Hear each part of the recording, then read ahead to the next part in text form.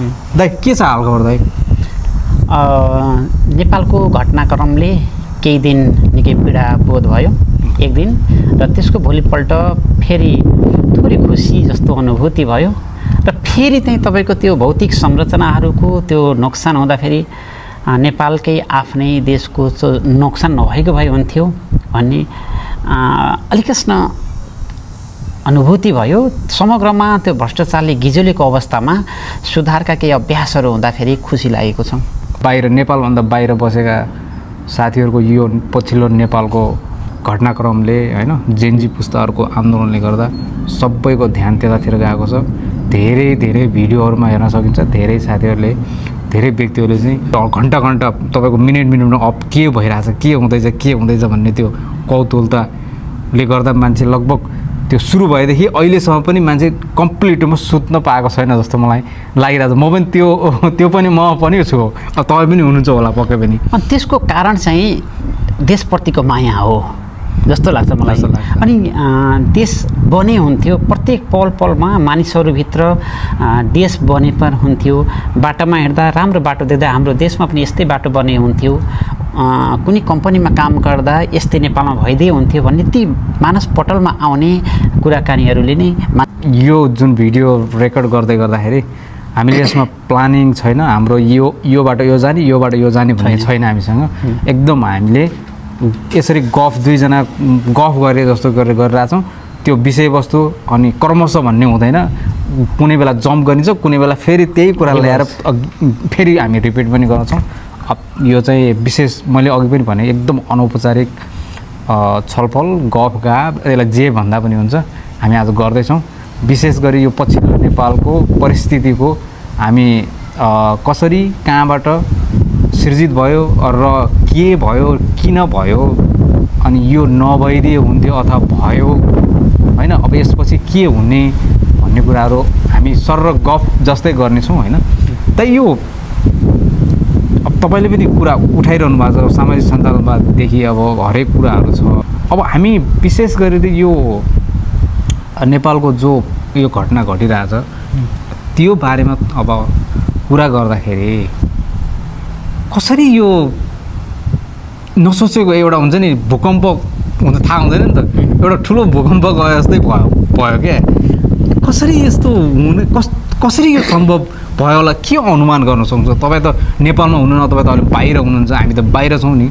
कसरी यो एका दिनमा तपाईँ 24 घन्टामा यस्तो हुन्छ भन्ने कसैले कल्पना गरेर तपाईँले कल्पना गर्नुभएको थियो? सर्वप्रथम त के भयो भने नेपालमा नेकपा एमाले अथवा प्रधानमन्त्री केपी शर्मा ओली प्रधानमन्त्री भइसकेपछि जुन सञ्चार मन्त्रीले उहाँले समय के भनिरहनु भएको थियो भने यो इन्टरनेटहरू फेसबुकहरू या सामाजिक सञ्जालहरू हाम्रो पक्षमा छैनन्, यिनीहरूले हाम्रो बढी विरोध गरिरहेका छन् र हामीलाई अप्ठ्यारो पार्ने परिस्थिति सिर्जना भइरहेको छ। यसलाई त यिनीहरूको बन्द गरिदिइसके यिनीहरूको चाहिँ हाम्रो विरोध गर्ने वातावरण बन्द हुन्छ भन्ने उनीहरूको सोचाइ सुरुदेखि मेरो थियो भनेर सञ्चार मन्त्रीले अभिव्यक्त गर्नुभएको थियो। त्यो तपाईँको 1 वर्ष अगाडिदेखि नै त्यो कुरा आइरहेको थियो। र अर्को कुरा चाहिँ के भयो भने सम्माननीय प्रधानमन्त्री केपी शर्मा ओली चीनमा छिमेकी देश चीनमा भ्रमण गर्न जानुभयो। त्यहाँ गइसकेपछि त्यहाँ भारतका प्रधानमन्त्री अनि चीनका प्रधानमन्त्री राष्ट्रपति अनि रसियाका राष्ट्रपति र उत्तर कोरियाका राष्ट्रपतिहरूसँग पनि भेटघाट भयो अथवा त्यहाँ भेटघाट भयो, कुराकानी के भयो थाहा छैन। उहाँलाई के लाग्यो भने म संसारका शक्तिशाली व्यक्तिहरूसँग भेटेँ, म निकै ठुलो अथवा भित्र दम के भए जस्तो अनुभूति नेपाल फर्किँदा त्यसको पूर्वाभ्यास अथवा पूर्वाभ्यास देखिन्थ्यो। उहाँ र नेकपा एमालेमा भएका विरोधहरूलाई पनि उहाँले पन्छाउँदै सबैलाई चाहिँ लखेट्दै विरोधीहरूलाई अब माधव कुमार नेपाललाई अनि अर्को हाम्रो झलनाथ खनाल वामदेव गौतम यो नेकपा एमाले र कम्युनिस्ट बनाएकै वामदेव गौतमले हो। अनि लखेट्दै अनि भीम रावलहरूलाई लखेट्दै उहाँले के भने म सर्वशक्तिशाली छु, म हो सबै, हिटलरले भने जस्तै म हो संसार भने जस्तै केपी ओलीको त्यो गर्जन थियो। र महाधिवेशनमा विद्या भण्डारीलाई समेत उहाँले पार्टीमा साइड लगाउनु भयो अधिवेशनमा आफ्नो विरोध आउन सक्छ भने त्यसको 2-3 दिनमै सामाजिक सञ्जाललाई प्रतिबन्ध लगाइयो। त्यहाँ त्यो मैले तपाईँलाई थोरै गरेँ त्यही त यो तत्कालको परिवेश चाहिँ अब फ्रन्ट लाइनमा किनभने सरकारमा माओवादीको सरकार अब काङ्ग्रेस सामेल भए पनि अहिलेको उनीहरूको सम्झौता अनुसार केही अगाडि चाहिँ अब एमालेकै अब हालिमुहाली थियो भनौँ एक किसिमले होइन तर अब त्यसमा साथ दिने काङ्ग्रेस भए पनि तर यो परिस्थिति आउनुमा मेरो चाहिँ के हो बुझाइ भनेपछि यो यति बेलाको मात्रै होइन कि यो पहिल्यैदेखि यो दशकौँ अगाडिदेखिको यो उनीहरूले यो राजनीति फोहोरी भएको कारणले गर्दाखेरि यो बिस्तारै थपियो कि भनेको पहिल्यैदेखि मान्छेहरूको आक्रोश थियो मान्छे 50 जना आक्रोशित थियो होला त्यति बेला। अब यो समयक्रम बढ्दै जाँदाखेरि अब मान्छे आफू चाहिँ पावरमा कसरी आउने पावरको एक्सर्साइज भयो होइन पावरको एक्सर्साइज हुँदाखेरि के भने एउटा व्यक्ति अगाडि जानलाई त अरू व्यक्तिलाई साइड लगाउनु पऱ्यो नि त अनि त्यो कुराहरू बढ्दै जाँदाखेरि मान्छेमा नेताहरूप्रति एकदम नेगेटिभ र उनीहरूले गरेको व्यवहार पनि एकदम के त भने एकदम त्यो मान्छेलाई सहन पनि एकदम गाह्रो भइसकेको अवस्थामा अब यो एउटा झिल्को रूपमा निस्क्यो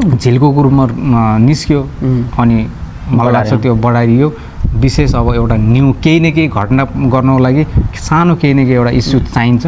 अब सोसल मिडिया ब्यान्डको एउटा इस्यु बन्यो त्यो नै तपाईँले भनेको कुरो सही हो त्यो नै सबै कारण होइन सबभन्दा ठुलो कारण त भ्रष्टाचार यसरी चाहिँ ट्रान्सपरेन्सी यति पारदर्शी ढङ्गले भ्रष्टाचार त गोप्य लुकचुप हुन्छ नि खुलेआम रूपले के त्यो ट्रान्सपरेन्सी एउटा पारदर्शी रूपले भ्रष्टाचार गर्ने एउटा वातावरण बन्यो खुलेआम हामी लुट्छौँ तिमीले के गर्छौ भन्ने जस्तो भयो त्यो जनतालाई सही भएन।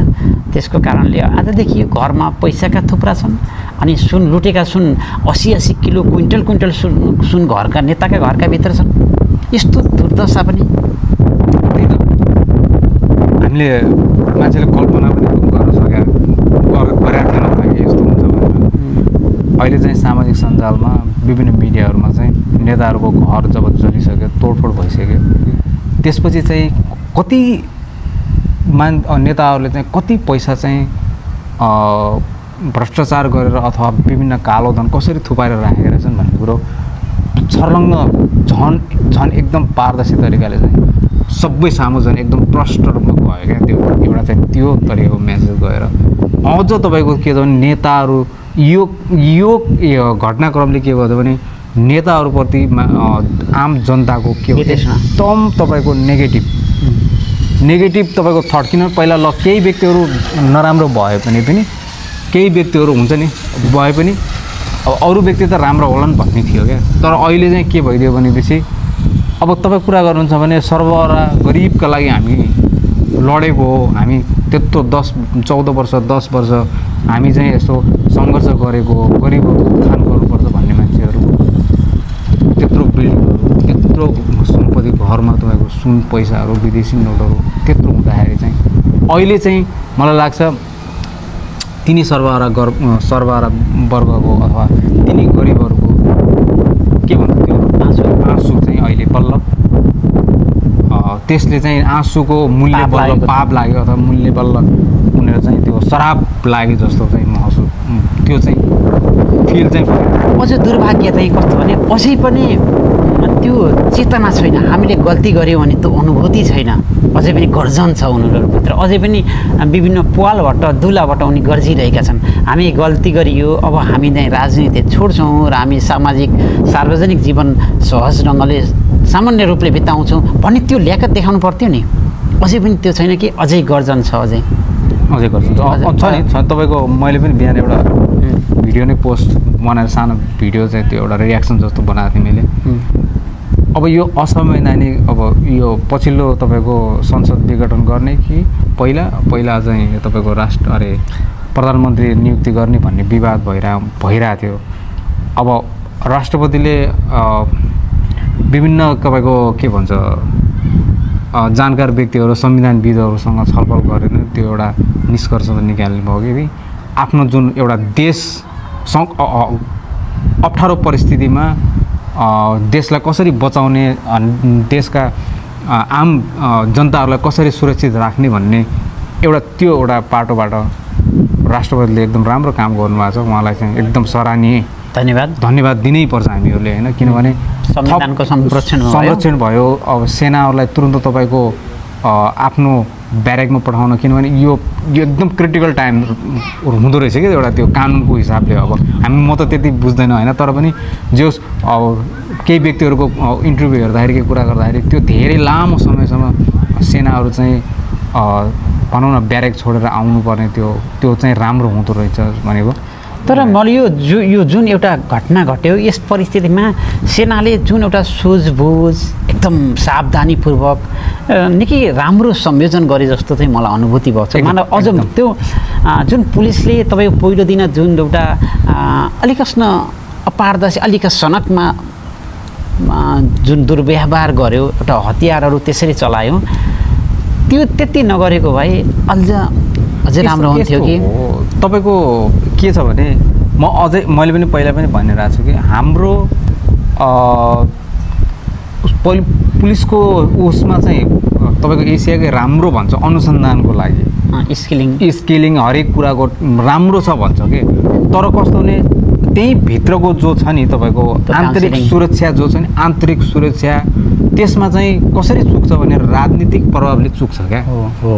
राजनीतिक प्रभावले उनीहरूले जस्तो कुनै एउटा प्रहरीलाई कुनै पनि एउटा अनुसन्धान गर्नु दियो भने उसले राम्रो तरिकाले गर्यो भने, सूक्ष्म तरिकाले अनुसन्धान गर्यो भने त्यो फ्याक्ट पत्ता लगाउँछ उसले होइन अनुसन्धानमा। उसले किनभने कसैको दबाब परेन भने। तर यस्ता घटना हुँदाखेरि के हुन्छ भने तपाईँको प्रहरीलाई के गरिरहेको हुन्छ भनेपछि जसरी पनि दमन गर्नुपर्छ, त्यो भएको त्यही नै हो क्या।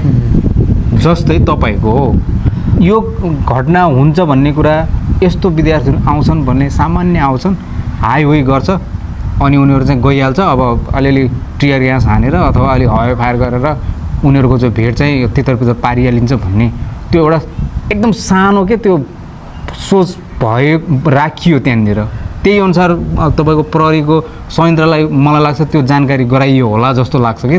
तर तपाईँको एउटा राज्यले त सरकार अथवा राज्यले त तपाईँ 50 वर्षपछि अथवा 100 वर्षपछि पनि यस्तो हुन्छ अथवा त्यसको त प्रेडिक्सन अब तपाईँको भोलि अब आजको आन्दोलन हुँदैछ भने त्यसका परिणामहरू दुष्परिणामहरू कसरी हुन्छन् त्यसको त इन्टेलिजेन्स त्यसका त्यसरी अनुसन्धान हुनुपर्ने हो नि। त्यो त त्यसको तयारी हुनुपर्ने हो, त्यसरी कसरी गर्नुपर्ने हो, मानवीय क्षति नभइकन त्यसलाई पनि सहज ढङ्गले सेफ ल्यान्डिङ कसरी गर्ने हो, ती तरिकाहरू हुनुपर्ने थियो। अथवा तपाईँले भने जस्तो राजनीतिक प्रभाव भयो, उनीहरूको त्यो प्रोफेसनल जुन एउटा व्यावसायिकता हो, उनीहरूको क्षमता हो, त्यो युज गर्न पनि प्रयोग गर्न पनि उनीहरूले पाएनन् होला। माथिको वितृष्णा भए जस्तो कि तपाईँको कहिले के भनेको छ त्यहीले हान भनेको छ कि पछिल्लो मैले किन हानेको किन हानिस् भनेर भन्छ।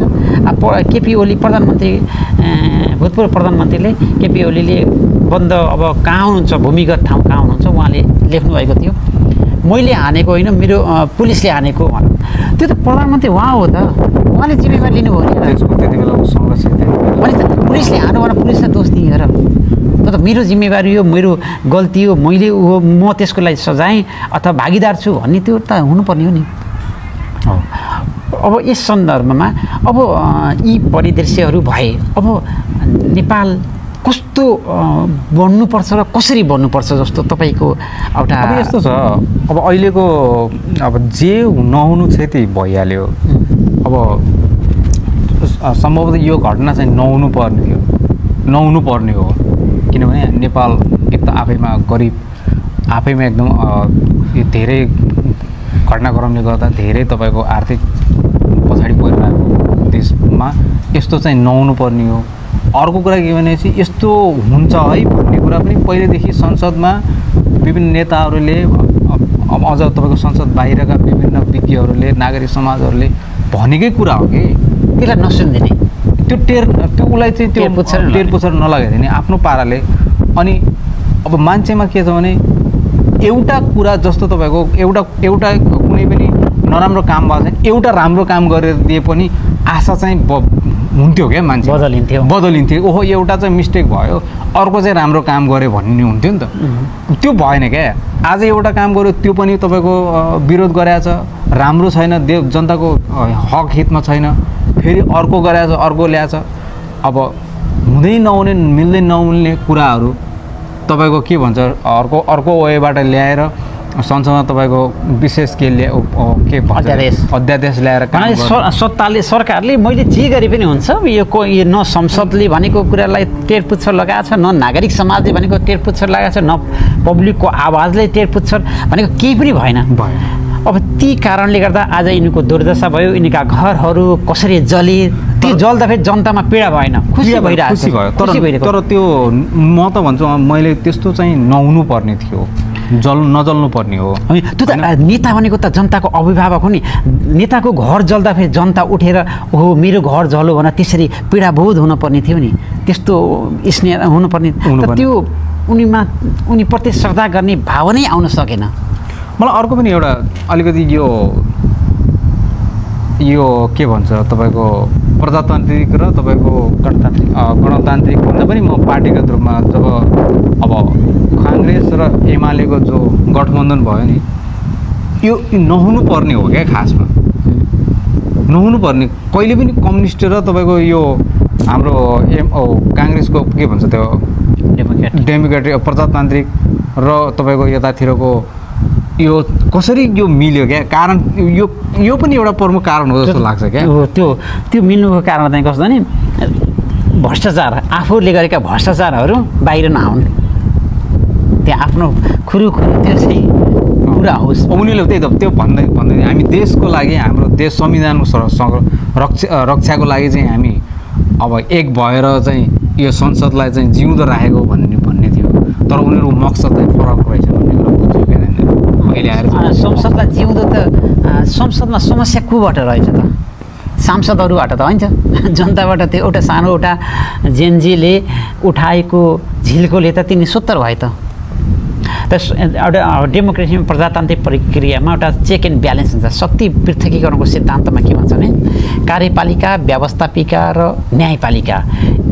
त कस्तो कार्यपालिका आफ्नै शक्तिशाली हुन्छ र न्यायपालिकाले हस्तक्षेप गर्दैन र न्यायपालिकालाई फेरि कार्यपालिकाले हस्तक्षेप गर्दैन र त्यसलाई संसदले त्यो गर्दैन। ती आफू एउटा इन्डिपेन्डेन्ट एउटा स्वतन्त्र हुन्छन्। तर कार्यपालिका भनेको ले गरेको गलत कामलाई चाहिँ संसदले कुरा उठाउँछ र त्यसलाई उसलाई चेक एन्ड ब्यालेन्स गरिदिन्छ। अनि फेरि न्यायपालिकाले गरेको यदि गलत ढङ्गले गरेको छ भने फेरि त्यसले पनि गर्छ र त्यहाँ एउटा चेक एन्ड ब्यालेन्सको त्यो वातावरण हुन्छ। तर तपाईँले भने जस्तै नेपाली काङ्ग्रेस र नेकपा एमाले संसदमा सबभन्दा ठुला शक्तिहरू थिए। त्यो भइसकेपछि त अरू प्रतिपक्ष सानो भयो भनेको चेक एन्ड ब्यालेन्सै भएन कि भनेको त्यो आवाज अलिक सशक्त रूपले त्यो एउटा हुनुपर्ने त्यो हुन सकेन। त्यो किन भएन अनि त्यो किन मिले अनि के स्वार्थको कारणले मिले। त्यो के स्वार्थ थियो? देशको स्वार्थ भएको त राम्रो हुन्थ्यो, त व्यक्तिगत स्वार्थ रहेछ। यही नै दुर्भाग्य हुन गयो अन्ततोगत्वा। यो हामीले यो अवस्था भोग्नु पुग्यो। हामी तपाईँ अहिले अमेरिकामा बसेर नेपालको त्यो प्राकृतिक, धार्मिक, सांस्कृतिकलाई कसरी मूल्याङ्कन गर्नुहुन्छ? होइन सबैले, अब मैले मात्र भन्ने होइन कि सबैले नै भन्छ कि अब नेपाल एउटा प्राकृतिक दृष्टिकोणले एकदम राम्रो, किनभने तपाईँको तराई, पहाड, हिमाल हेर्नु न, तपाईँको 3 किसिमको तपाईँको मौसमदेखि लिएर हरेक कुरा, तपाईँको जडीबुटीदेखि लिएर अब विश्वको सगरमाथा त्यहीँ छ, तपाईँको गौतम बुद्ध जन्मेको त्यहीँ छ, हरेक कुराहरू छ क्या त्यहाँनिर। अब यसलाई त्यो नेपाललाई तपाईँको यस्तो उस्तो भनिरहनु पर्दैन जस्तो मलाई लाग्छ क्या, भनिरहनु पर्दैन क्या, किनभने त्यो आफै नेपाल सुन्दर छ, अटोमेटिक सुन्दर छ क्या। त्यसमा हामीले त्यहाँ मल जल गरौँ भने, तर समस्या के भइदियो भने त्यस्तो राम्रो जो चिजलाई राम्रो ढङ्गले अगाडि बढाइदिने एउटा लिडरसिप भएन। त्यसलाई मार्केटिङ गर्ने त्यही एउटा जे छ हामीसँग त्यही कुरालाई राम्रोसँग के त भने कुनै पनि एउटा ढुङ्गालाई एउटा राम्रो मूर्तिकारले के गरिदियो भने त्यसलाई कुदियो भने त्यो त राम्रो हो, त्यसको मूल्य नै बढ्छ, त्यसको महत्त्व नै बढ्छ। त्यही कुरालाई चाहिँ एउटा व्यक्तिले राम्रो गर्न सक्दियो र अब एउटा व्यक्तिले पनि हुँदैन, अब त्यससँग भएका व्यक्तिहरू चाहिँ जोडिएर उसलाई सपोर्ट गरिदिएर राम्रो स्वच्छ तरिकाले गरिदिने हो भने नेपाल तपाईँको राम्रो हुन्छ क्या, त्यो राम्रो छ। तपाईँको आफ्नै घरमा बसेर, आफ्नै परिवारसँग बसेर दुःख सुख गरेर आफ्नो खास समस्या भनेको स्वास्थ्य र शिक्षा। समस्या के भने मेरो छोराछोरीलाई कसरी पढाउने र म बिमारी हुँदाखेरि कसरी उपचार गर्ने, त्यति बस्ने वास्ता नेपालमा छँदैछन्। त्यसलाई मात्रै व्यवस्थापन गर्ने भने त तर त्यो गर्न गाह्रो पनि छैन। गरी छैन, मैले भने चाहनु एउटा सिस्टमबाट जाने हो भने त्यो एउटा सिस्टम तरिकाले जाने हो भने तपाईँको त्यो गाह्रो छैन। तर त्यो गर्नलाई मान्छे के त भने अब सबै करप्टेड छ क्या। तपाईँको एउटा सानो तपाईँको कुरा तपाईँको लोकल लेभलमा जाने हो भने तपाईँको त्यहाँ पनि त्यस्तै छ। हेर्नु सानो तलदेखि मान्छेमा त्यही छ क्या। कुनै पनि चिज अब तपाईँको वैदेशिक लगानी तपाईँको कुनै पनि व्यक्तिले गएर नेपालमा केही कुराहरू गरौँ भने पनि त्यहाँको कागजी प्रक्रिया झन्झटिलो, हरेक ठाउँमा जानुपर्ने, भनेको टाइममा नभइदिने, त्यसले गर्दा पनि त्यहाँ भनौँ न हुने विकासहरू अथवा त्यहाँ जाने इन्भेस्टहरू चाहिँ राम्रोसँग गर्न मान्छेले पाउँदैन। त्यो चाहिँ एकदम त्यो दुर्भाग्य नै हो क्या। अब अहिले इन्भेस्ट गर्न पनि मानिसहरूमा नेपालमा शान्ति सुरक्षा कति बेला के हुन्छ डर छ भन्छन्, अनि के त्यस्तो सधैँ रहला? त्यो रहँदैन। त्यही त हो कारण। त्यही हो कि नै तपाईँको सरकार 6 महिनामा चेन्ज हुने, 6 महिनामा चेन्ज हुने, अथवा अब तपाईँको 5 वर्षसम्म पनि निरन्तर एउटा स्थिर सरकार नहुने, यिनी राजनीतिक अस्थिरताको कारण हो क्या। त्यो मेनै तपाईँको जस्तो यिनी भ्रष्टहरू 5 वर्षसम्म कन्टिन्यू रहनुभन्दा त कमसेकम छिटो परिवर्तन भएकै ठिक हो जस्तो लाग्छ मलाई। होइन, अब त्यस्तो हो। अब यसले चाहिँ अब यो इभेन्टले चाहिँ आउँदा दिनमा के हुन्छ अब त्यो ठ्याक्कै भन्नलाई हामीलाई अब भनिहाल्न चाहिँ सकिँदैन। किनभने अब त्यहाँ तपाईँको षड्यन्त्रकारीहरू चलबलाइसकेका छन् भनेको। यसलाई जसरी हुन्छ अब यसलाई कसरी हुन्छ अब हाम्रो अब स्वभावै हो क्या। कोही राम्रो गरिरहेछ भने तपाईँको उसलाई कताबाट हुन्छ ट्र्यापमा पारेर उसलाई चाहिँ कोचेर साइड लगाउनु भन्ने छ। तर अब आउँदा दिनहरूमा चाहिँ त्यस्तो नहोला। किनभने यो घटनाले मान्छेलाई एकदम तपाईँको के भन्छ दिमाग खलबलाइदिएको छ क्या यो घटनाले गर्दा। मान्छेलाई एउटा कुरा मैले भ्रष्टाचार गर्न हुँदैन भन्ने मात्रै आए पनि हुन्थ्यो, त्यो आउन सक्छ। त्यो सन्देश दिन सक्ला यसले? सक्छ नि, सक्छ। त्यो त मेरो पनि त्यही हालत हुन्छ। जस्तो अहिले जो भौतिक संरचना नष्ट भएका छन् भनेका छन्, त्यसलाई चाहिँ तपाईँको अहिले जस्ताको तस्तै राखेर त्यसलाई एउटा संरक्षणै गर्ने कि त्यस्तै सङ्ग्रहालय जस्तो स्टाइलले बनाउने कि यो यस्तो हुन्छ है, यदि त्यो भ्रष्टाचार गऱ्यो भने यस्तै हुन्छ भने त्यस्तो गर्न सकिन्छ। त्यो गर्न सक्छ। किनभने अब त्यही चिजलाई अब त्योलाई पुरै डिस्ट्रोय गर्नुभन्दा त्यसलाई त्यस्तै राख्ने। किनभने एउटा इतिहास पनि हो यो चाहिँ तपाईँको एकदम यो इतिहास नै हो क्या। अनि अब त्यसलाई चाहिँ तपाईँको डिस्ट्रोय गरेर फेरि त्यही ठाउँमा पुनर्निर्माण गर्नुको अर्थ मलाई लाग्दैन। त्यसलाई त्यस्तै राखेर अब सङ्ग्रहालय जस्तै अहिले नारायणी छ नि त, नारायणी बनाएको छ। अब मान्छेले हेर्न जान्छ, त्यसको अध्ययन गर्छ मान्छे होइन। अब त्यस्तै तरिकाले तिनीहरू जो छ नि तपाईँको जलेको जो सबै त होइन। अब जस्तै सभा कुन छ राष्ट्रिय सभाको त्यो भयो एउटा 2टा 3टा संसद भवन, त्यो एउटा त्यसलाई चाहिँ सिंहदरबार संसद भवन, ती 2टालाई चाहिँ अरू त त्यति छैन होला, त्यही नै 2टा हो। अनि एउटा कुरा छ तपाईँको त्यो सरकारी काम गर्नको लागि त्यति ठुला घर पनि त चाहिँदैन नि, चाहिन्छ नि एउटा अलिक। तपाईँ यता अमेरिकामा त्यत्रो ठुला कम्पनीहरूमा खास अफिसको कोठै हुँदैन त। अब यस्तो हो, अब हामी यहाँको यहाँको लगेर नेपालमा दाँतमा अलिकति म त्यति उपयुक्त देख्दिनँ। किनभने यहाँ विदेशको अहिले तपाईँको अमेरिकाको कुरा गर्नुहोस् अथवा तपाईँको अन्य अलिकति अब चाहिने इन्डिया पनि अहिले भइसक्यो भनेको तपाईँको पेपरलेस आइसक्यो क्या, भनेको डिजिटल भइसकेको छ क्या। भनेको यहाँ सबै तपाईँको कम्प्युटर हुन्छ। एउटै तपाईँको रुमबाट पनि हरेक कुरा किन कम्प्युटर हुन्छ। मान्छे एउटा ठाउँमा गएर ल्यापटप खोलेर पनि त्यसले काम गरिरहेको हुन्छ क्या। भनेको घरमै बसेर पनि काम गरिरहेको हुन्छ। तर नेपालमा सम्भव छैन, किनभने तपाईँको कागजी त्यो चाङ लगाउने पुरा फाइल ढड्डा खोल्ने त्यो स्टोरै गर्ने ठाउँ चाहिन्छ क्या त्यहाँ। त्यसले गर्दा त्यो समस्या भएर त्यो हटाउन मिल्दैन, अब टाइम लाग्छ। जस्तो अब एउटा कुरा तपाईँलाई जस्तो एउटा नागरिकता बनाउनु पर्यो। नागरिकता बनाउनको लागि गाउँको वडाध्यक्ष कहाँ हुन्छ, उसको घर हुन्छ कहाँ हुन्छ, त्यहाँ जानु पर्यो। अनि एक दिन त्यहाँ गयो, त्यसपछि फेरि जिल्लामा गयो, जिल्लामा 2-3 दिन भयो, त्यहीँ बस्यो।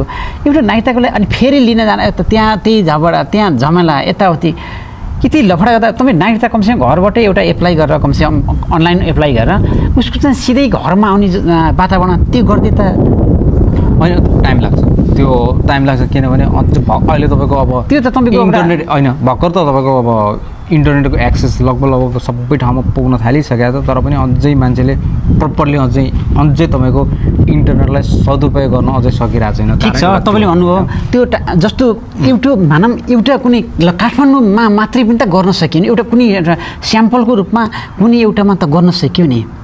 हो यस्तो छ, तपाईँको त्यही त भने मैले अघि न, त्यो गर्नलाई अलिकति टाइम लाग्छ। अब त्यो फेरि कस्तो हुन्छ भने कसैले गर्दैछ भने त्यसलाई गर्न दिँदैन क्या, किनभने मान्छेलाई अब त्यो लामो प्रक्रियाबाट ल्याउँदाखेरि हरेक ठाउँमा पैसा खुवाउनु पऱ्यो, उसलाई त्यो पैसाको खान पाइन्छ भन्छ। अनि अब धेरै कुराहरू छ नि त, अब होटल बिजनेसको कुरा आउँछ, त्यहाँनिर मान्छे 3 दिन बस्ने भयो, उसले खाना होटलमा खाने भयो, अब हरेक कुरा छ नि, धेरै कुरा छ। तपाईँले मैले भन्नुपर्छ कि हरेक ठाउँबाट के त भने केही एक्स्ट्रा पैसा आइरहेछ क्या, कर्मचारीदेखि त्यो पैसा त कसको? पब्लिकको गयो त, पब्लिकको गयो त, पब्लिक गरिब पाउने, त्यही त कारण भयो। उनीहरूको टाइम लस भएको छ। अब त्यो कारणले गर्दा पनि उनीहरूले त्यो उताबाट के भन्छ आइरहेछ भने अब यो ठपक्क रोकिदिँदा बित्तिकै के हुन्छ, त्यो पैसा जाँदैन। जस्तै तपाईँको केही सबभन्दा अगाडि अब राजधानीको टाइममा एकै दिनमा राजधानी पाउने के व्यवस्था थियो होइन, अब 1 दिन 2 दिन गरे होला जस्तो लाग्छ त्यो टाइममा। त्यसपछि चाहिँ के भइदियो भने त्यो कुरा बिस्तारै हट्यो, किनभने गयो भने कहिले कहिले सर्भर डाउन भनिदिन्छ, कहिले केही भन्यो, कहिले के भन्यो, किनभने तपाईँको ढिलो गराउने, कताबाट पकेटमा पैसा हाल्छ, त्यो पासपोर्ट बनाउँदाखेरि तपाईँको म पासपोर्ट काठमाडौँबाट बनाउनु पर्ने थियो। अनि तपाईँको सिंहदरबारको पछाडिपट्टि एजेन्ट हुँदो रहेछन्, ती एजेन्टहरूले के त्यहाँ चाहिँ फर्म भरे यताउति गरेपछि उनीहरूले चाहिँ पैसा तिनीहरूलाई बुझाउनु पर्ने। तिनीहरूले चाहिँ अब त्यो नारायणी अथवा त्यो परराष्ट्र मन्त्रालयमा चाहिँ यसले त्यो माइती घरमा बसेका छन्, त्यहाँ बसेका एजेन्टले गेटमा गएर निलो सर्ट लगाएको यो मान्छेलाई भेट्नु भनेर त्यसले भनिदिन्छ। उहाँ गएर त्यसले चाहिँ त्यहाँबाट उसलाई त्यहाँ भेट्न, फेरि त्यहाँबाट त्यहाँ गइसक्यो, त्यसै त्यहाँ उता भित्र पठाउँछ, अर्को मान्छे आउँछ हरियो सर्ट लागेको अथवा टोपी लागेको अथवा छड्के के भएको भन्ने त्यही भन्दो रहेछ।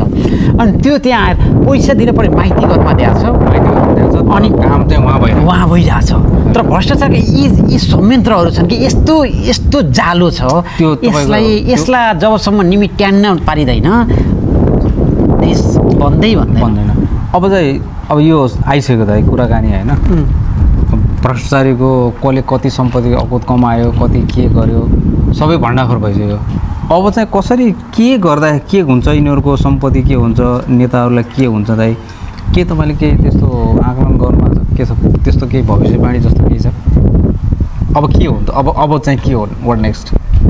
अब चाहिँ खास के गर्नुपर्छ भने यिनीहरूलाई अब तपाईँ भ्रष्टाचारको मुद्दा एउटा शक्तिशाली आयोग गठन गरेर भ्रष्टाचारको सिधै केसमा मुद्दा दायर गर्नुपर्छ, नत्र भने यिनीहरू चुनावमा उठ्छन्, चुनावमा उठे फेरि संसदमा यिनै छिर्छन्, यिनै फेरि त्यसैलाई आफ्नो स्टाइलले उ गर्न थाल्छन्। तर भ्रष्टाचारको अब खास अब शक्तिशाली आयोग गठन गरेर यिनीहरूलाई चाहिँ कारबाहीको दायरामा ल्याउनुपर्छ र ल्याउने वातावरण बनाउनको लागि सहज छैन, किनभने कर्मचारीहरू त्यही छन्। अख्तियारमा जुन छ नि, अख्तियारलाई अख्तियारका जुन कर्मचारीहरू छन् त्यसलाई सबै हटाएर नयाँ राख्नु पऱ्यो, पुरै नयाँ फ्रेस त्यसअनुसारका त्यो गर्नेहरू, तिनीहरूले त उनीहरूले नियुक्ति गरेका छन्। त्यो तपाईँले अख्तियारको कुरा गर्नु, म त अझ भन्छु तपाईँको यो न्यायालयका पनि सबै रिफर्म गर्नुपर्छ जस्तो लाग्छ क्या। न्यायालयको जो छ नि तपाईँको यो संरचना भन्ने त्यहाँ भएका अहिले जति छ नि, किनभने सबै तपाईँको हरेक कुराहरूमा तपाईँको अब यो के भन्छ विद्युत प्राधिकरणदेखि लिएर अब टेलिकम हरेक जो छ नि ठुल्ठुला उसमा चाहिँ पार्टीकै मान्छे छ क्या, पार्टीकै मान्छे होइन, पार्टीकै नियुक्ति छ क्या। त्यो कुरालाई सबैलाई उ गरेर मैले अलिकति कसले कुरा उठाइरहेको थिएँ हिजो, मैले यसो हेर्दाखेरि तपाईँको प्रतिस्पर्धाको आधारमा चाहिँ ल्याउने, प्रतिस्पर्धा सर्टेन तपाईँको क्राइटेरिया मिट गराएर तपाईँको सर्टेन व्यक्तिहरूलाई चाहिँ राजनीतिक नियुक्ति नभएर कि एउटा कम्पिटिसन किसिमको तरिकाले त्यसरी ल्याउनु अथवा फ्रेस त्यो तरिका त्यो ल्याउने त्यसलाई हटाउन नसकोस् कि फेरि भनेपछि ऊ ढुक्कले काम गर्न सक्छ नि। त्यो एउटा त्यो सिस्टम चाहिँ बनाउनै पर्छ। यदि त्यो बनाउने हो भने केही आशाका किरणहरू, नयाँ नेपालका सुन्दर सपनाहरू पुरा हुन सक्छन्। जिएनजीले जुन एउटा नयाँ बीजारोपण गरेको छ, त्यहाँ सबै जो संसारभर रहेका नेपालीहरू कोही के ज्ञान छ, आफूसँग भएको ज्ञान आफूभित्र नराखेर यसभित्र यस्तो यस्तो हुनसक्छ है, यसरी गर्न सकिन्छ अथवा यस्तो योगदान गर्न सकिन्छ भने त्यो एउटा खुला बहस, खुला छलफल, खुला योगदान गर्नुपर्ने एउटा सङ्गीन अवस्था आएको छ। त्यही त म तपाईँलाई अर्को कुरा के भन्छु भने अहिले अब विभिन्न राजनीतिक दलका व्यक्तिहरूले चाहिँ के गरिरहेछ भने अब विभिन्न आन्दोलनहरू आफ्नो पार्टीको थ्रुमा आन्दोलन जस्तो विभिन्न गरिरहेछ, विरोध जस्तो गरिरहेछ। त्यो गर्न आवश्यक म देख्दिनँ क्या। नेपाली जनता सबै कुरा थाहा भइसक्यो होइन। अब यो राजनीतिका व्यक्तिहरूले यस्तो पाप गरेका छन्, यस्तो कुकर्म गरेका छन्, अब सच्चिनु पर्यो क्या। मेन भनेको सच्चिने हो। दुईवटा सच्चिनु पर्यो र त्यसलाई चाहिँ रिफर्म गरेर नयाँ तरिकाले अगाडि आउनु पर्यो। आगामी दिनमा आउने भविष्यमा चाहिँ यो राजनीतिको कुरा, राजनीतिक जो छ नि यो खेल चाहिँ राजनीति भनेको फोहोरी खेल हो भनेर चाहिँ त्यो परिभाषालाई चाहिँ अब आउने व्यक्तिहरूले, अब आउने युवा राजनीतिमा युवा भनौँ न आउने व्यक्तिहरूले चाहिँ यो कुरा चाहिँ तोड्नु पर्यो क्या। तपाईँले अझ मैले सच्चिनु पर्यो र यी पुराना भनेर रहेका जुन काङ्ग्रेस, एमाले, माओवादी यी विभिन्न पार्टीहरू चाहिँ यी सकिनु पर्यो र यी सकिएर यिनी चाहिँ कसै यिनीहरूले अब यो पार्टी पनि विघटन स्वाभाविक रूपले विघटन गरेर नयाँ सिराबाट तिनीहरूले नयाँ रूपले चाहिँ गठन गर्छ। अरू गठन होस् कि तिनै मानिस हुन्, केही फरक पर्छ। तर त्यसबाट त्यो यसबाट पनि मान्छेलाई बित्तिकै भइसक्यो। नयाँ रिफर्म के एउटा त्यही नेपाली काङ्ग्रेस भने नेकपा एमाले भनिरहनु पनि जरुरी छैन त। अब देश बन्नको लागि त अर्को एउटा नयाँ गठन, ठिक छ, राजसपा राष्ट्रिय स्वतन्त्र पार्टी भयो, विवेकशील भयो, अथवा अर्को गगन थापाहरूले अथवा अरूले अर्को गठन गर्ने के नयाँ फ्रेस अब गरे हुन्थ्यो कि। उसले हर्क साम्बाङले नयाँ पार्टी खोल्दैछ भन्ने घोषणा गरेको छ उनले। आउने चुनावमा ठिक छ, राम्रो कमसेकम राम्रो मान्छे जति आए पनि हुन्छ कि। अनि तपाईँको मलाई लाग्छ बालेनले पनि उनीहरूले एउटा पार्टी गरेको गर्छ होला पक्कै पनि। उनीहरू पनि एउटा त्यो भइहाल्यो। आउने चुनावमा मेबी अब नयाँ आउँछ होला पक्कै पनि जस्तो लागिरहेछ। तर नयाँ आउनको लागि तपाईँको त्यो गाउँमा त तपाईँको उनी छन् फेरि भनेको अलिकति असल मानिसहरू फेरि बाहिर आउन चाहँदैनन्, दिँदैनन्। होइन त्यो त तपाईँको के भन्छ भने जति नयाँ जब हर्क साम्पाङले पार्टी खोल्ने भनिन्छ अब सुरु गर्नु पऱ्यो क्या, भोलिबाटै सुरु गर्नु पऱ्यो क्या। भनेको भोलिबाटै गरेर ग्रास लेभलसम्म पनि आफ्नो त्यो एउटा एक्सेस गरेर त्यहाँबाट पनि त फ्रेस मान्छेहरू छान्न सकिन्छ नि। उसले हर्क साम्पाङले पनि त के गरे र तपाईँको ऊ पनि त फ्रेस थियो नि। उसले चाहिँ आफ्नो आवाजलाई सबैसम्म पुर्याएर पो उसले जित्यो त। छ नि टाइम अझै पनि त्यस्तो तपाईँले भनेको चाहिँ फ्रेस मान्छेहरू, आउन नचाहने मान्छेहरू एउटा इन्करेज गरेर उसलाई टाइममै चाहिँ ल यो हो भनेर राम्रोसँग त्यसलाई गाइड गर्दै पनि उसले आफ्नो प्रचार गर्छ। अहिले रूपन्देही 3 को हेर्नुहोस् न, अनि सुलभ खरेलहरू, डक्टर हाम्रो डक्टर के थापा हुन्थ्यो के ठिक छ जङ थापा, कस्ता खतरा मान्छे, कस्तो छन् त यहाँ। 28 वर्षको सुलभ खरेल छन्, त्यो क्षमता हेर्नुहोस् त। त्यही त अब हिजो सुशीला कार्की पूर्व प्रधान न्यायाधीश महिला, पहिलो प्रधान न्यायाधीश महिला सुशीला कार्की नेपालको पहिलो प्रधानमन्त्री नियुक्त हुनुभएको छ। बधाई छ उहाँलाई। नेपालको इतिहासमा नेपालको पहिलो सर्वोच्च अदालतको प्रधान न्यायाधीशको रूपमा नियुक्त भएकी पूर्व प्रधान सेनापति प्रधान न्यायाधीश सुशीला कार्की अहिले नेपालको ऐतिहासिक क्षणमा प्रधानमन्त्रीको रूपमा नियुक्त हुनुभएको छ। उहाँलाई हामीले हार्दिकतापूर्वक बधाई, शुभकामना र सुन्दर नेपालको एउटा सुन्दर तस्विर उहाँले कोर्नुहुनेछ भन्ने विश्वास र अपेक्षाका साथ पुनः उहाँलाई हार्दिक बधाई र शुभकामना दिन चाहन्छु। उहाँले पनि धेरै अब पहिला पनि मैले भिडियोहरू चाहिँ धेरै हेरिरहेको थिएँ। राम्रो वक्ता अलिक खरो हुनुहुन्छ जस्तो लाग्छ होइन। अनि ड्याङ्ग चाहिँ मनमा लागेको कुरा ड्याङ्गै बोल्ने गरेर पनि देखाउनुहुन्छ पक्कै पनि छ। तर चुनौती चाहिँ धेरै छ होइन उहाँलाई चुनौती धेरै छ। अब सकेसम्म सबैले आफ्नो ठाउँबाट हाम्रो यो आन्दोलन पछिको सिर्जित अवस्थालाई नेपालको यो अवस्थालाई हरेक कुरा पुनर्निर्माणदेखि लिएर हरेक कुराको एकदम जिरो लेभलबाट काम गर्नुपर्ने छ। सबैले आफ्नो ठाउँबाट साथ दिनु पऱ्यो। उहाँलाई एकदम काम गर्नको लागि राम्रो वातावरण गरिदिनु पऱ्यो। कसैले पनि अवरोध गरिदिनु भएन। त्यसको लागि म सबैलाई आग्रह गर्न चाहन्छु र सबैले नकारात्मक भन्दा पनि सकारात्मक सोच भएर चाहिँ हामी नेपाल बनाउँछौँ। नेपाल बनाउने जिम्मा हाम्रो हो। सबै हाम्रो जेनजी पुस्तादेखि लिएर तपाईँको अघि कुरा गरे जस्तै अल्फा बिटा गामा सबै तपाईँको आफ्नो क्षेत्रबाट भोलिन्टियर गरेर हुन्छ कि हरेक क्षेत्रबाट चाहिँ तपाईँहरूले एकदम सहयोग गरेर हामीले विश्व सामु चाहिँ यो परिस्थितिबाट यो परिस्थितिमा हामी जम्प गऱ्यौँ हाम्रो योगदान हुनेछ। अब कसैले उदाहरण त्यो टाइममा सबै खत्तम भयो अब नेपाल खत्तम 30 वर्ष पछाडि धगल्यो अब केही हुँदैन भन्ने एउटा त्यो कन्सेप्ट थियो। तर धेरै व्यक्तिहरूले के त उदाहरण रूपमा दिनुभयो तपाईँको जापान हिरासोगी नागासाकी कसरी तपाईँको त्यत्रो क्षति दोस्रो विश्वयुद्धमा तपाईँको बम पड्क्यो त्यस्तो नोक्सान क्षति हुँदा पनि उठ्यो। तर नेपालमा नोक्सान खासै छैन भएको छैन। किन तपाईँको अहिले त मान्छेले मङ्गल ग्रहमा बस्ती बसाल्ने एउटा सपना देखिसकेका छन् भइसकेका छन्। त्यो भौतिक संरचना त्यो घर त 3 महिना बन्छ त बन्छ केही कुन छ ठुलो कुरो होइन त्यो ठुलो कुरो छैन। त्यो केही पहाड खसेको छैन। पहाड कहाँ खस्यो भने चाहिँ राजनीतिक दलका जो व्यक्तिहरू छन् नि उहाँहरूलाई पहाड खस्या हो अरूलाई केही छैन। किनभने उहाँहरूको जो एउटा ठगी खाने भाँडो थियो अथवा तपाईँको के भन्छ जनतालाई झुक्क्याउने थियो। अनि 84मा तपाईँको के भन्छ मासुवाद पेट्रोल त्यो जो छ नि एउटा मिसन 84 गराएर फेरि राजनीतिमा आएर फेरि कुम्लाउने भन्ने थियो। त्यो डामाडोल भयो। फेरि यस्तो रहेछ नि तपाईँको काठमाडौँमा घर छन्। काठमाडौँमा आउँदाखेरि उनीहरूलाई चाहिँ आएका कार्यकर्ताहरूलाई घरको कोठाबाट एकुन्टा बढ्न पैसा दियो सिध्यो। अनि फेरि तपाईँको झापामा गयो। झापामा उहाँ आफूले पैसा लिएर जानु झापाको घरमै तपाईँको गोदाममा पैसाको थुप्रो छ। 80 किलो सुन उहाँ राखेका छन्।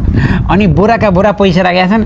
त्यहाँ गयो त्यसपछि त्यहाँ गएर आएकालाई पैसा दक्षिणा दियो। कार्यकर्ता मान्छे जनता चाहिँदैन भन्ने उनको मानसिकता। पैसा छ शक्ति छ पावर छ भनेपछि हामी जे पनि हो भन्ने जुन एउटा मानसिकता छ त्यो चाहिँ अन्त्य भएको छ र अझै अन्त्य गर्नुपर्ने छ। यिनलाई उठ्नै दिन हुँदैन। उठ्न अब गाह्रो छ उठ्नलाई गाह्रै छ। किनभने अब यो आन्दोलनले चाहिँ एकदम मान्छेलाई एकदम पहिला अलिअलि कन्फ्युज थियो क्या। अहिले चाहिँ पुरै क्लियर गरिदियो कि नेताले एउटा कुरा भन्छ बाहिर गर्छ अर्को कुरा भित्र। नेताहरूको चाल आफ्नो छ। जति कुरा बाहिर कुरा गरे पनि अब नेताको जो पपुलर हुने जो थियो नि पहिलाको अब चाहिँ त्यो सकियो क्या। अब चाहिँ सकियो। अब यसपछि चाहिँ त्यो कुराहरू हुँदा बित्तिकै तपाईँको थुत्दै तपाईँको नेतालाई हान्ने बाहेक अरू केही गर्नु। अब एउटा कुरा तपाईँको जस्तो यिनी हामीले जुन सञ्चार माध्यममा त्यही पत्रिका हिजोका पहिले कान्तिपुरमा निस्केको समाचार पढेर देश यस्तो भयो भनिन्थ्यो। नागरिक दैनिक सेतो पार्टी रातो पार्टी यी पत्रिकाहरूमा पढेर गरिन्थ्यो। त तिनीहरूको स्वच्छता र पवित्रतामाथि पनि शङ्का उठ्यो र उनीहरूले पनि एउटा निष्पक्ष ढङ्गले भन्दा पनि गलत रूपले समाचार प्रवाह गरिरहेका रहेछन् कि भन्ने एउटा आभास आइरह्यो। त्यो त 100% हो। किनभने तपाईँ सजिलै हेर्न सक्नुहुन्छ क्या। तपाईँ एउटा मिडिया तपाईँ एक्लैले चलाउन सक्नुहुन्न क्या। तपाईँले सक्नुहुन्न। किनभने नेपालमा भएका मिडियाहरूको पहिलाको अवस्था र अहिलेको अवस्था हेर्नुहोस् न। तपाईँ त्यहीँबाट थाहा भइहाल्छ त। अरबौँ सम्पत्ति छ थाहा भइहाल्छ। त्यो पैसा 4 रुपियाँको पत्रिका बेचेर त्यत्रो त हुँदैन नि 10 रुपियाँ हुँदैन नि। अनि एउटा कुरा यो कुरा आज हाम्रो छलफलमा कुरा निस्केन।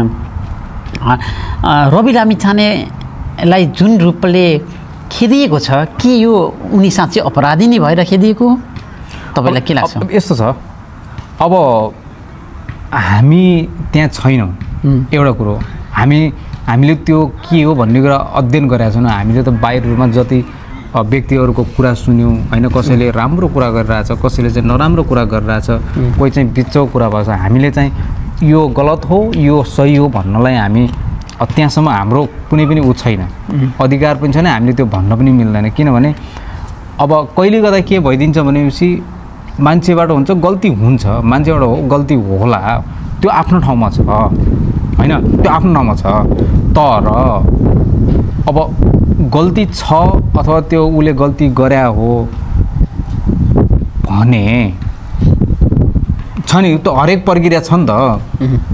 गल्ती नै गरेको छ, मानव उसले मैले गल्ती गरेको छैन भनेको छ नि त, म त्यसको आबद्ध छैन, मैले त्यो गरे होइन, अर्को व्यक्तिले बाट मार्फत आएको हो, मैले सर्टेन टाइममा म त्यो जिम्मेवारी हुँदैन मैले युज गरे हो, मेरैबाट। मलाई चाहिँ यस्तो लाग्छ, मलाई चाहिँ कस्तो लाग्छ भने रवि लामिछाने अमेरिका जस्तो म जस्तो सामान्य मान्छेलाई त यस्तो पूर्ण देशमा के गरौँ कसरी उ गरौँ यताउति भन्ने उब्रो जान्छ। नेपालमा पहिलेदेखि सञ्चार अथवा एउटा सामाजिकदेखि हरेक काम गरेको मान्छे अमेरिकामा आए, अमेरिकामा सबै देखिसकेपछि होइन म नेपालमै गएर केही गर्छु भनेर उहाँ गएर नेपाल विश्वमै तपाईँको नेपालमा बुद्ध जन्मेको भनेर एउटा गिनिस बुकमा रेकर्ड त्यो लामो अन्तर्वार्ता लिएर रेकर्ड गिनिस बुकमा रेकर्ड नाम राखे।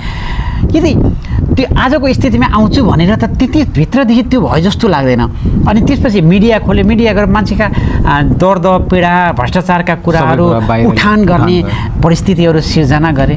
त्यो गर्दै गर्दा अब सहकारीको पैसा अनि सहकारीको पैसा खान्छु भन्दा पनि सहकारी त कुनै पैसा लगानी गर्ने हो भने त्योबाट पनि सञ्चालन राम्रो होला भन्ने अर्कैले लगाएको होला, त्यही त उनी त त्यही त मैले लगानीकर्ता होइनन्। उसले कुरा भन्यो नि त, अब मैले त्यही कुरा जोड्नु खोजेँ। त्यस कारण उनी चाहिँ निर्दोष हुन्, मैले चाहिँ उनी पूर्ण रूपले निर्दोष हुन्।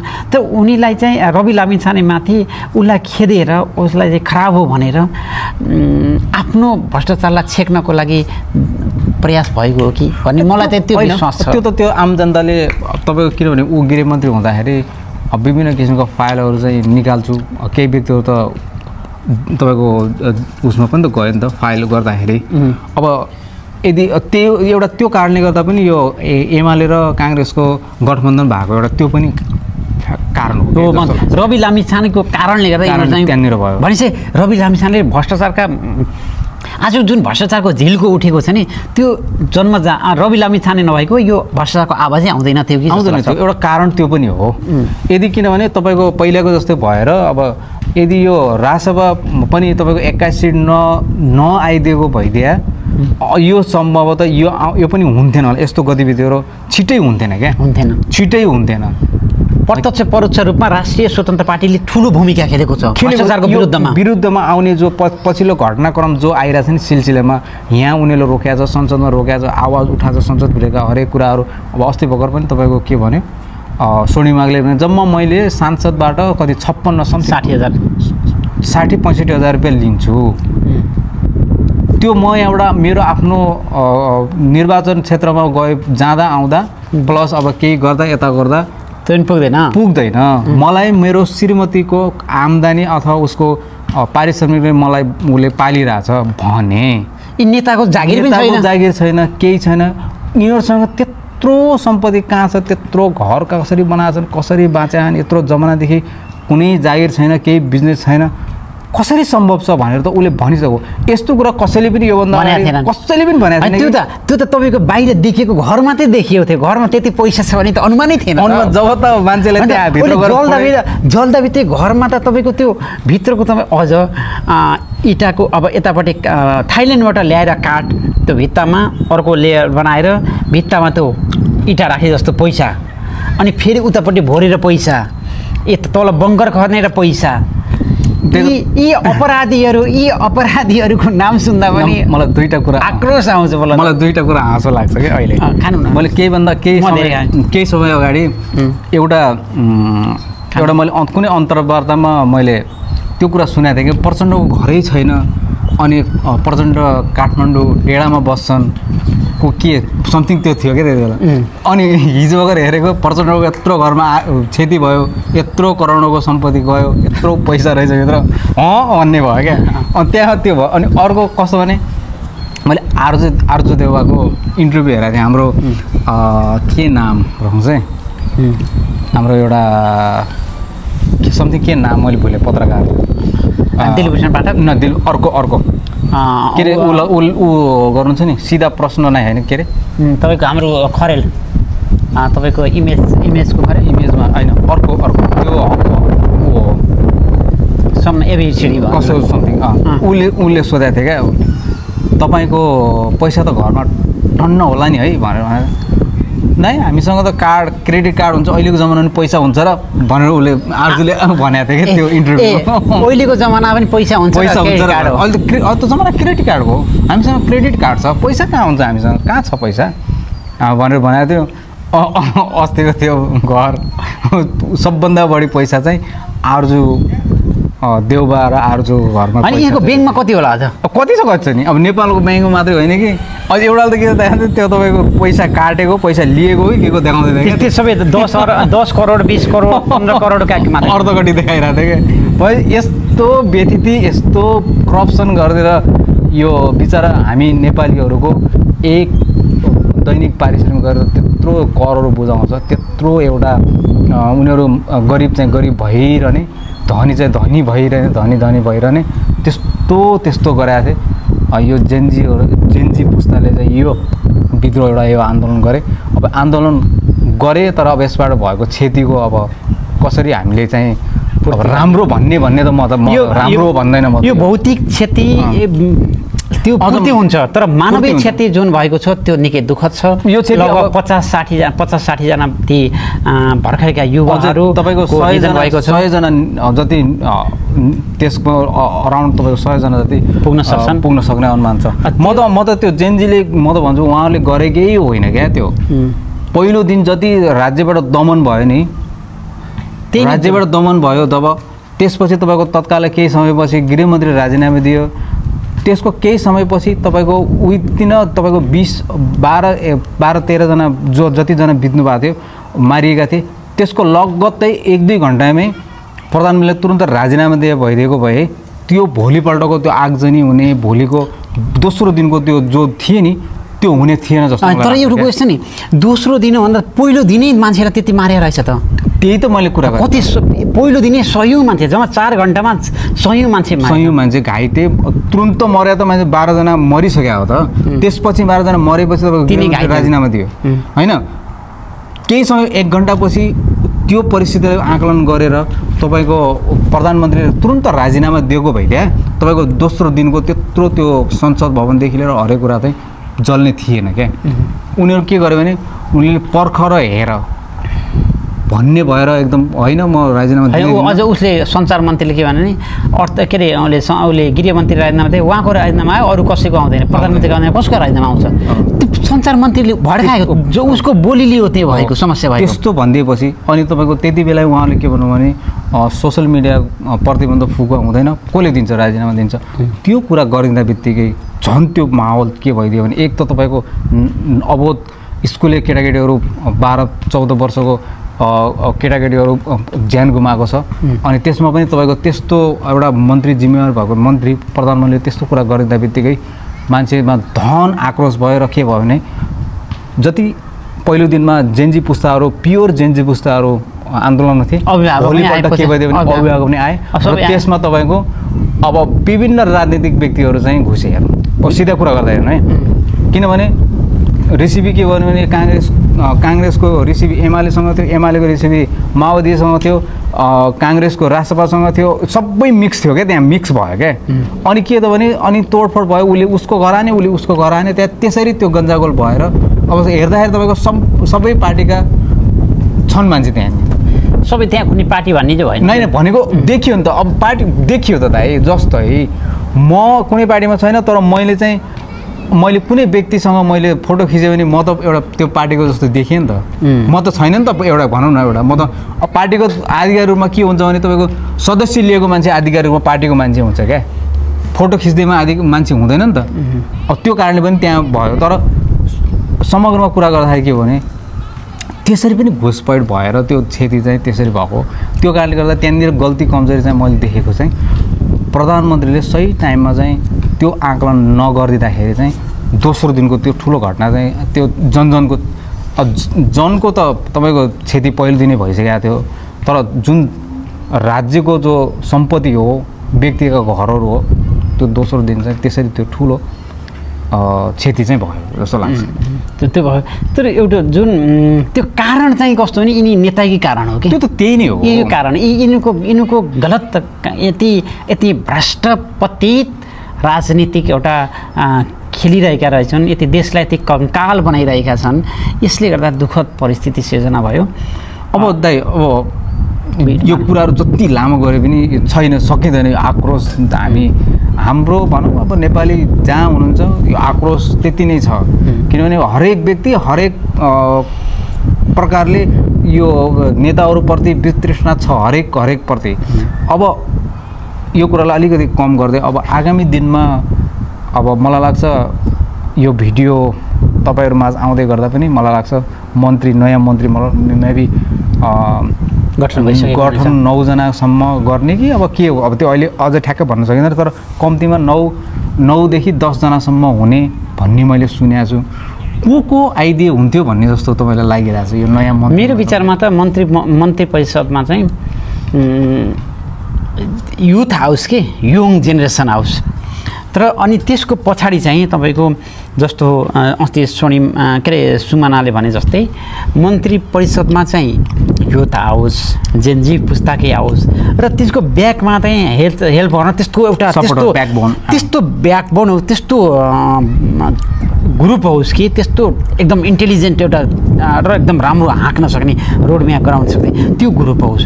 उनीहरू पनि सिक्दै पनि जान्छन्, उतापट्टि एउटा राम्रो हुँदै पनि जान्छ। त्यसले गर्दा नवीन अब हिजो उही भएका मान्छे म मन्त्री मैले हर्क साम्पाङ बालिन अरू कोही पनि उसले मन्त्री हुन आवश्यक छैन, अहिले छैन। अहिले त तपाईँको युथ नै आउन् कि तपाईँको तिनी जस्तो जेनजीकै आउन्, तिनीहरू गर्ने एउटा जुझारु व्यक्तित्वहरू तिनको पछाडि बसेर अरूले के जस्तो डाक्टर स्वर्णिम वाग्लेले अर्को अर्थमन्त्री हुन्छ उतापट्टि एउटा स्वर्णिम वाग्लेको ग्रुप अर्को होस्, शिक्षाको अर्को होस् तर सुमनाको त्यो ग्रुपले उतापट्टि हेल्प गरोस्, स्वास्थ्यको अर्को होस् जेनजीकै होस् अनि तोसिमा कार्कीहरू जस्ता त्यस्ताहरूले तिनको त्यो ग्रुप त्यस्तो बनाउन् कि त्यस्तो एउटा संयन्त्र बनाउन् कि हाँक्ने एउटा नयाँ रोड म्याप ढङ्गले हाँक्ने बनोस्। र आजको तपाईँको अनुमानमा चाहिँ यो आइडिया चाहिँ अझ मेरो विचारमा त आउन त अब तपाईँको हाम्रो त्यो ढकाल के अरे ढकाल